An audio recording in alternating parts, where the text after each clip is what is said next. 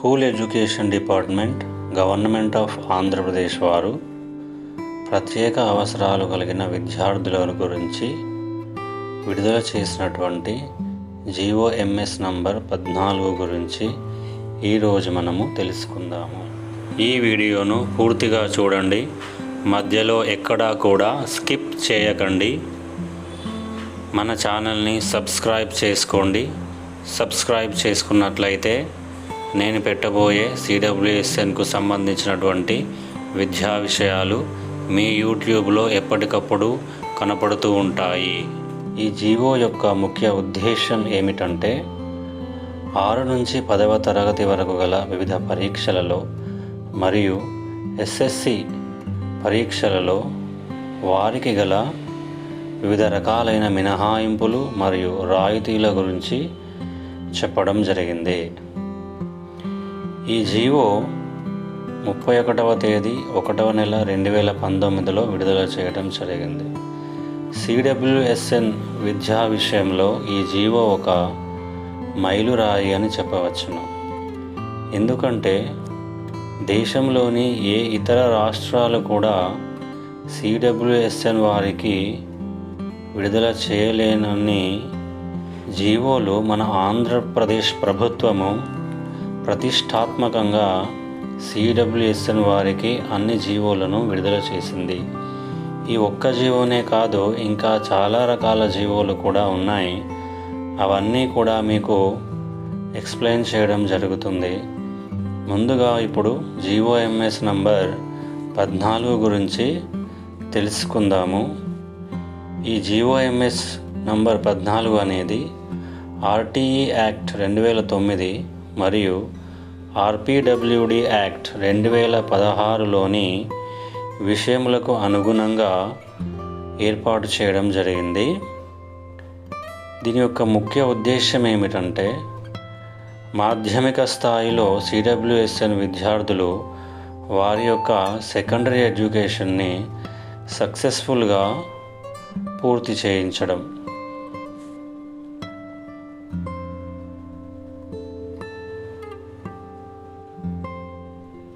ఈ జీవోలో ఉన్నటువంటి CWSN వారికి కామన్గా ఉన్నటువంటి మినహాయింపులు మరియు రాయితీల గురించి ఇందులో చర్చించడం జరిగింది.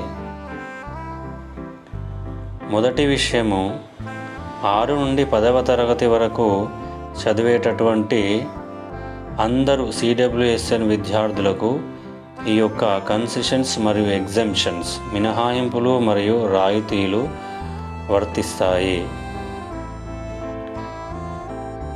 SSC ఎగ్జామ్స్ రాసేటటువంటి CWSN విద్యార్థులకు పరీక్ష ఫీజును మినహాయింపునివ్వడం జరిగింది.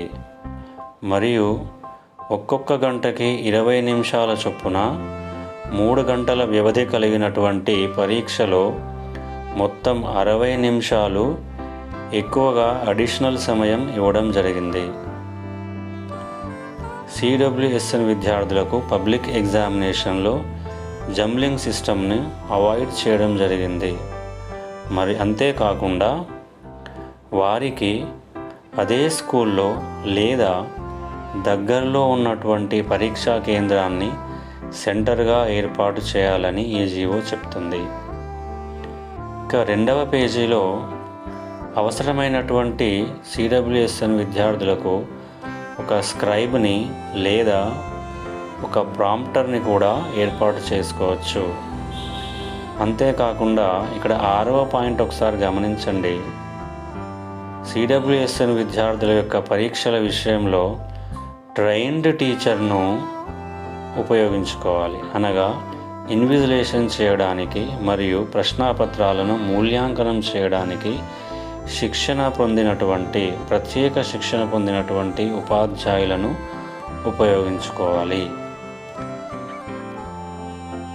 ఇంతవరకు మనము కామన్గా ఉన్నటువంటి మినహాయింపులు మరియు రాయితీలను తెలుసుకున్నాము. ఇప్పుడు ఒక్కొక్క కేటగిరీకి ఉన్నటువంటి ప్రత్యేకమైనటువంటి మినహాయింపులు మరియు రాయితీల గురించి తెలుసుకుందాము.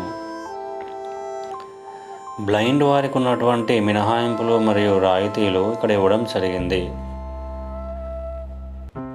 బ్లైండ్ వారు అనగా 6 నుండి 10వ తరగతి చదివేటటువంటి అంధ విద్యార్థులకు క్వాలిఫైయింగ్ మార్క్స్ని 35 నుండి 20 మార్కులకు తగ్గించడం జరిగింది. మరియు ప్రశ్నాపత్రాలలో మూల్యాంకనం చేసే సమయంలో వారి యొక్క వ్యాకరణ దోషాలను మరియు విరామ దోషాలను పరిగణించకూడదు. వారు అవసరం అనుకుంటే అసిస్టివ్ డివైజెస్ని, సహాయ ఉపకరణములను అనగా అబాకస్, టేలర్ ఫ్రేమ్స్ లాంటివి కూడా ఉపయోగించుకోవచ్చు. ఇక రెండవ కేటగిరీలో హియరింగ్ ఇంపైర్మెంట్ వారికి ఉన్నటువంటి మినహాయింపులు చూద్దాము.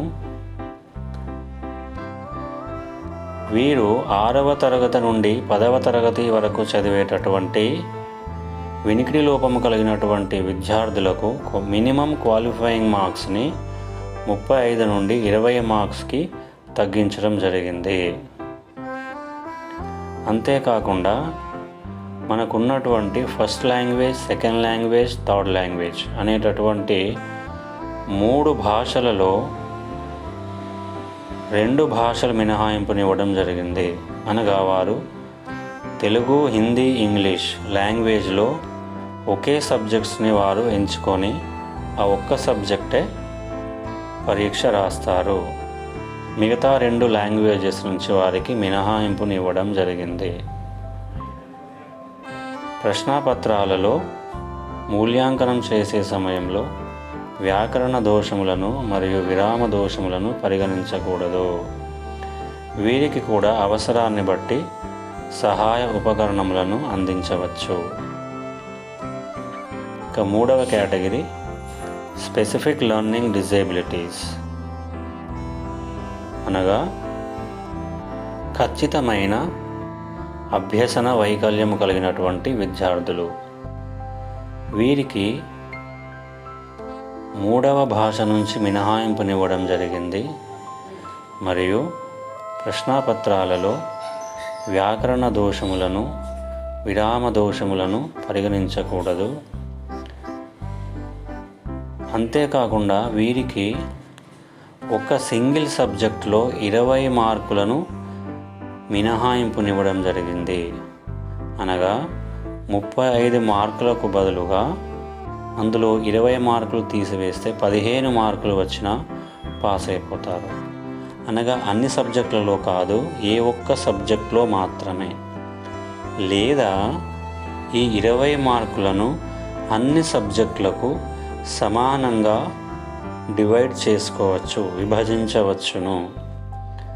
అనగా 6 సబ్జెక్టులలో కలిపి లేదా ఒక లాంగ్వేజ్ ఎగ్జంప్షన్గా తీసుకుంటే 5 సబ్జెక్టులలో కలిపి 20 మార్కుల మినహాయింపుగా తీసుకోవచ్చు. అనగా ఒక్కొక్క సబ్జెక్టులో 35కు గాను 4 మార్కులు తక్కువ వచ్చినా కూడా ఈ వీరు పాస్ అయ్యేటటువంటి అవకాశం ఉన్నది. మరియు వీరికి పరీక్షా సమయంలో అవసరమైనటువంటి సహాయ ఉపకరణములను అనగా క్యాలిక్యులేటర్ మొదలైన వాటిని అందించవచ్చు. ఇక ఇంటలెక్చువల్ డిజేబిలిటీ వారికి ఉన్నటువంటి మినహాయింపులు చూద్దాము. ఇంటలెక్చువల్ డిజేబిలిటీ లేదా మెంటల్ రిటార్డేషన్ ఈ 2 ఒకటేనండి. వీరికి కూడా పరీక్షలో మినిమం క్వాలిఫైయింగ్ మార్కులను 35 నుండి 10 వరకు తగ్గించడం జరిగింది. ఇది 6 నుండి 10వ తరగతి చదివేటటువంటి అందరూ ఇంటలెక్చువల్ డిజేబిలిటీ పిల్లలకు వర్తిస్తుంది. వీరికి కూడా ప్రశ్నాపత్రాలలో వ్యాకరణ దోషములను మరియు విరామ దోషములను పరిగణించకూడదు. ఆయా పరీక్షలలో గ్రాఫులు కానీ, జామెట్రీ కానీ, మ్యాపులు కానీ మొదలైనవి ఉంటే వాటిని కూడా పరిగణించకూడదు. వీరికి కూడా క్యాలిక్యులేటర్ మొదలైనటువంటి సహాయ ఉపకరణములను అందించవచ్చు. ఇక ఆటిజం స్పెక్ట్రమ్ డిజార్డర్ విద్యార్థులకు ఉన్నటువంటి మినహాయింపులు ఏంటంటే, వీరికి కూడా పరీక్షలో మినిమం క్వాలిఫైయింగ్ మార్కులను 35 నుండి 10 వరకు తగ్గించడం జరిగింది.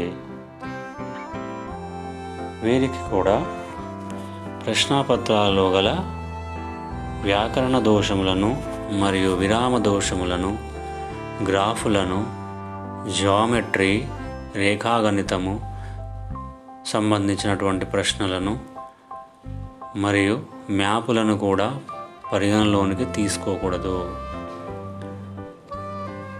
వీరు రాయడానికి ప్రత్యేకమైనటువంటి మందము కలిగినటువంటి ఆన్సర్ పేపర్లను వీరికి అందించాలి. మరియు పరీక్షా సమయంలో క్యాల్కులేటర్ మొదలైనటువంటి సహాయ ఉపకరణములను కూడా వీరికి అందించవచ్చు.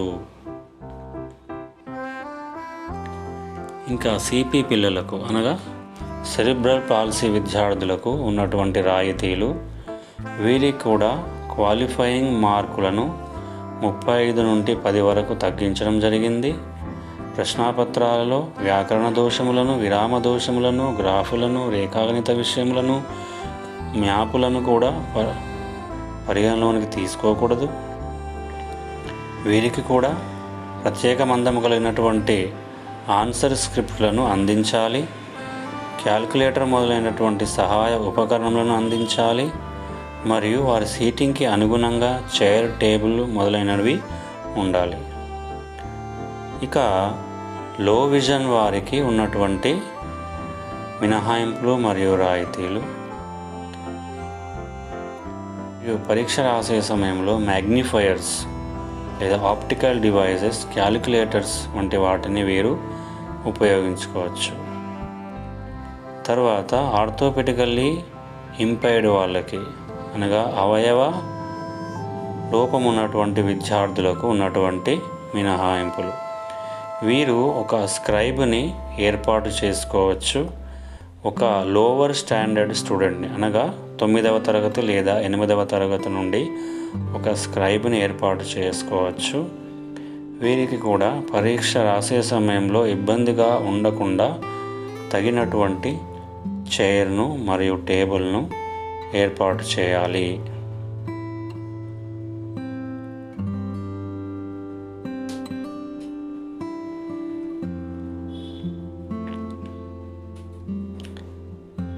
ఈ విషయాలు ఇవన్నీ కూడా మనం సంబంధిత అధికారితో, సిఎస్తో లేదా డిఓ గారితో మాట్లాడి ముందుగా ఏసీజీఈ గారి లేదా డిఈఓ గారి పర్మిషన్ తీసుకొని మనం ఈ విషయాలు ఎస్ఎస్సి పరీక్ష రాసేటటువంటి విద్యార్థులకు అందే విధంగా చూసుకోవాలి.